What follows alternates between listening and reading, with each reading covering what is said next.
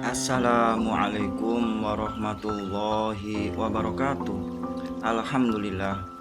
Wassalatu wassalamu ala rasulillah Sayyidina Muhammad ibni Abdillah wa ala alihi wa sahbihi wa mawala amma ba'd. Selamat malam dan salam santun, salam seduluran kepada semuanya, rekan-rekan, sedulur, sahabat, kawan, teman yang satu frekuensi. Tentunya semuanya pecinta ilmu yang selalu setia di channel Ahmad Zaki Sena ini dalam pembahasan kandungan ilmu tasawuf, jati diri, dan ilmu spiritual. Semoga kami semua berdoa, semoga kita semua memperoleh rahmat dan keberkahan dari Allah, disehatkan dan diberikan kemudahan, kelancaran rezekinya yang halal tentunya. Amin ya rabbal alamin. Pada malam kali ini saya akan membahas tentang suatu kajian. Apa temanya? Ilmu diam. Ilmu diam. Ilmu diam di sini itu maksud saya itu bukan berarti kita itu tidak peduli, bukan berarti kita itu vakum, tidak berkarya, tidak beraktivitas, tidak. Ilmu diam di sini itu maksudnya kita harus menjaga lisan kita, jangan sampai membuat suatu permasalahan, membuat suatu kesalahan. Apalagi zaman sekarang itu zamannya yang penuh dengan polemik ya, penuh dengan suatu berita-berita yang dibuat-buat, berita hoak, berita yang ingin popularitas, ingin booming, ingin terkenal, yang mencampur adukan antara urusan-urusan sara, urusan agama, urusan silsilah, urusan nasab atau urusan yang lain-lainnya. Jadi kalau kita belum memahami tentang perkaranya, permasalahannya, ya baik atau benarnya, lebih baik diam. Sebagaimana di dalam hadis Rasulullah Shallallahu Alaihi Wasallam, di dalam hadis Arba'in itu yang urutan ke-15 riwayat Bukhari Muslim, itu menjelaskan mangkana yu'minu billahi wal yaumil akhir ya. Yang pertamanya itu fal yukrim dhaifahu fal yukrim jarahu. Nah, yang akan saya baca, yang saya akan maksud di sini itu adalah mangkana yu'minu billahi wal yaumil akhir falyaqul khairan aw liyasmut. Apabila kamu beriman kepada Allah dan hari akhir, maka berkatalah yang baik, atau kalau tidak bisa berbuat baik, diam. Walaupun ayat itu sebelumnya itu harus menghormati tamunya, harus menghormati, menghargai, kasih sayang kepada tetangganya. Dan mangkana yu'minu billahi wal yaumil akhir falyaqul khairan aw liyasmut. Berbicaralah yang baik. Kalau tidak bisa berbuat baik, berbicara baik, lebih baik diam. Ya, jadi pada zaman-zaman sekarang ini langkah kita, sikap kita yang baik itu adalah diam. Diam di sini tadi saya sudah jelaskan, bukan berarti tidak peduli. Bukan berarti kalau ada orang yang menolong kita diam, ada yang minta tolong kita diam. Bukan berarti ada orang yang ingin minta nasihat kita diam, bukan. Tapi diam di sini itu apabila ucapan kita yang akan mengarahkan kepada keburukan, akan mengalahkan kepada permasalahan lagi, menambah suatu keruwetan, menambah suatu dosa, menambah suatu permasalahan yang baru, maka lebih baik diam. Karena ada istilah diam itu emas.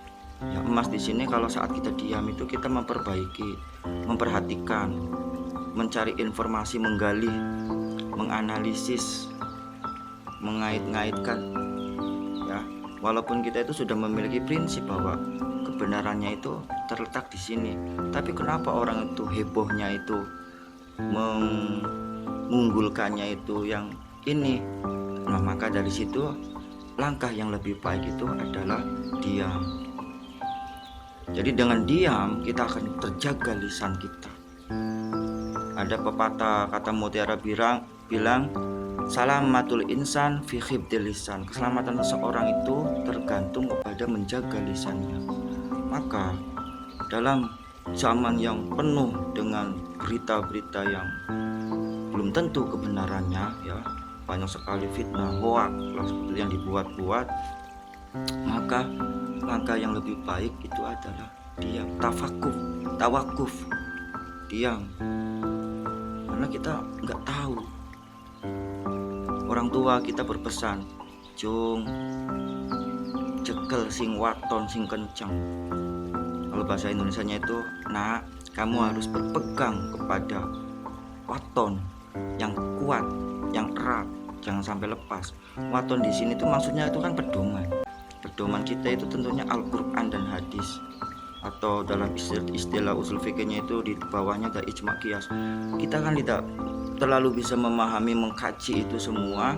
Makanya waton untuk kita adalah ulama warasatul anbiya, berpegang kepada ulama, ya, yang mengetahui tentang keagamaan. Makanya kita dalam berpanutan kepada ulama harus memperhatikan, jangan ulama yang suka menyalahkan ajaran orang lain. Jangan kita berpegang kepada ulama yang sukanya itu bikin masalah, inginnya itu demo, inginnya itu bertarung argumen atau menyalahkan golongan yang satu dengan golongan yang lain. Kita berpegang kepada ulama yang sebenarnya membawa suatu keutuhan ajaran Kangjeng Nabi Muhammad SAW. Jadi dalam ilmu diam ini kita akan lebih pada saat diam menghubungkan hati kita kepada Allah agar lebih diutamakan berzikir kepada Allah untuk mencari kebenaran yang hakikinya, agar jiwa kita, diri kita, lisan kita, semua anggota tubuh kita itu selamat. Bukankah dari gara-gara lisan, ya, gara-gara lisan itu kita akan terperosok ke suatu kesesatan, ke suatu dosa, masalah. Orang berghibah gara-gara tidak bisa menjaga lisan, namimah atau mengadu domba gara-gara tidak bisa menjaga lisan, menjelek-jelekan orang lain, menggunjing, ya, tajasus atau yakhtub, itu menggibah, ya, juga berhasad. Itu kan karena tidak bisa menjaga lisan kita, dan semua perbuatan itu nantinya akan menghancurkan amalan-amalan kita. Jadi lebih baik sikap kita itu adalah diam. Karena apa? Belum tentu yang dianggap kita itu benar, belum tentu benar bagi Allah. Karena yang belum tentu yang dianggap kita itu menganggap bahwa dia itu salah, belum tentu salah bagi Allah. Karena kita posisinya itu masih di dalam suatu pencarian, dan keilmuan kita belum bisa untuk menjadikan suatu rujukan, mengklaim atau memvonis bahwa dia itu adalah salah, bahwa dia itu yang benar. Belum seperti itu. Maka dalam hal yang seperti itu di zaman sekarang ini, zaman yang penuh dengan hoak, penuh dengan urusan-urusan yang dibuat-buat, yang benar bisa disalahkan, yang salah bisa dibenarkan dengan kekuatan, kekuasaan, kekuatan, harta, materi, uang, bisa saja itu terjadi. Jadi sikap yang lebih aman dan menyelamatkan untuk kita adalah diam lebih baik. Tapi bukan berarti kita bersikap diam, tidak peduli kepada urusan orang lain, bukan. Karena kita juga harus berkarya, harus berpartisipasi, harus beramal soleh.